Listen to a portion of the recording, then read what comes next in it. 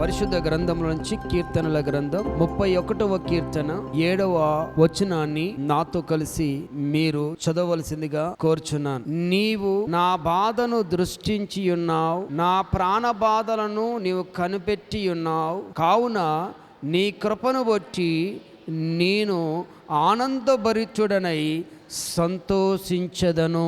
ప్రియమైన దేవుని పిల్లారా, దేవుని వాక్యం తెలియజేస్తూ ఒక మంచి మాట రాయబడింది.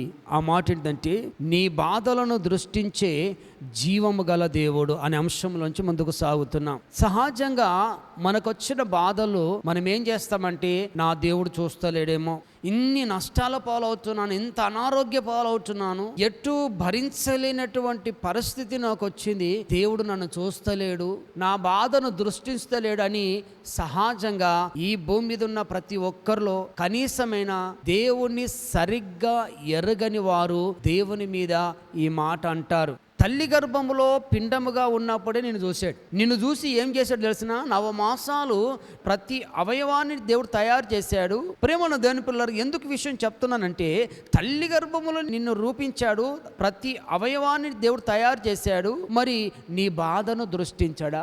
నీ యొక్క ఇబ్బందులను దృష్టించడా? నీ సమస్యలను ఆయన ఎరుగడా? నువ్వు పడుతున్న కష్టాలను ఆయన చూడడా అనే మాట ఇప్పుడు జ్ఞాపకం చేసినట్లయితే, తూచా తప్పగా నీ బాధ ఆయనకు తెలుసు. స్తోత్రం, హల్లెలూయా. ఒకసారి అనుకుంటాను కదా, ఆయన నన్ను చూస్తలేడంటే, అసలు చూస్తలేడంటే ఈ భూమి మీద ఉండవు. మరి ఎందుకు బాధలో ఉన్నప్పుడు, సమస్యలో ఉన్నప్పుడు ఒకటేసారి తీసివేయచ్చు కదా అనే మాట కూడా మనకు అనిపిస్తూ ఉంటుంది. కానీ అలా ఆయన తీసివేయడు. ఎందుకో తెలుసా? దాని ద్వారా ఏ మేలు పొందాలో, ఆ కష్టము ద్వారా తదనంతరము నువ్వు ఏ మేలు పొందాలో, ఆ మేలు నీ జీవితంలో చేకూర్చబడడానికి ఆ బాధలో నీకు సహాయము చేసే యేసయ్యగా ఉన్నాడు. గట్టిగా చెప్పట్లు కూడా మహిమ కలుగును గాక. యెషయా గ్రంథం 63వ అధ్యాయము 9వ వచనం.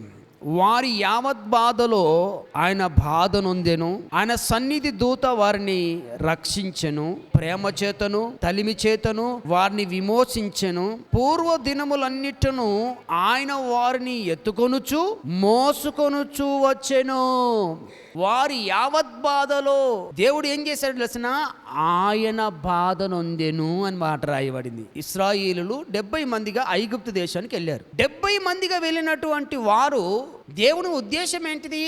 నేను మరలా వీరిని ఈ ప్రాంతం నుంచి సుమారుగా 20,40,000 మందిని తయారు చేసి నేను మరలా పాలు తేనెలు ప్రవహించే దేశానికి నడిపించాలి ఆయన ఆలోచన. నీ పట్ల ఒక ప్రణాళిక కలిగి, నీ కుటుంబం పట్ల, నీ పిల్లల పట్ల, నీ యొక్క జీవితం పట్ల ఒక ప్రణాళిక కలిగి, నీ బాధల్లో, నీ కష్టాల్లో, నీ యావత్ బాధలో దేవుడు నీకు తోడుగా ఉండి చంకరెత్తుకొని భుజాన వేసుకొని ఎందుకు నడిపించుకుంటూ వస్తున్నాడంటే, ఆయన నీ కుటుంబం పట్ల, నీ పిల్లల పట్ల పెద్ద ప్రణాళిక కలిగి ఉన్నాడు. నీ జీవితంలో బాధల ద్వారా, కష్టాల ద్వారా, ఇబ్బందుల ద్వారా నువ్వు ఎన్ని పరిస్థితుల్లో కుంగిపోయినావో, నా దేవుడు ప్రేమ గలవాడు కాబట్టి నిన్ను విడిచిపెట్టడు. అందుకే ఈరోజు దేవుడు మాట్లాడుతున్న మాట ఏంటంటే, నువ్వు ఏ స్థితిలో ఉండైనా చూస్తున్నావో ఈ మాట నువ్వు వింటున్నావో, ఏ స్థితిలో ఈ బాధలో ఉండి నువ్వు ఇక నా బ్రతుకు ఎందుకని నువ్వు అనుకుని నువ్వు మరణానికి సిద్ధమై ఉన్నావో, నా ప్రియమైన సహోదరి సహోదరుడా,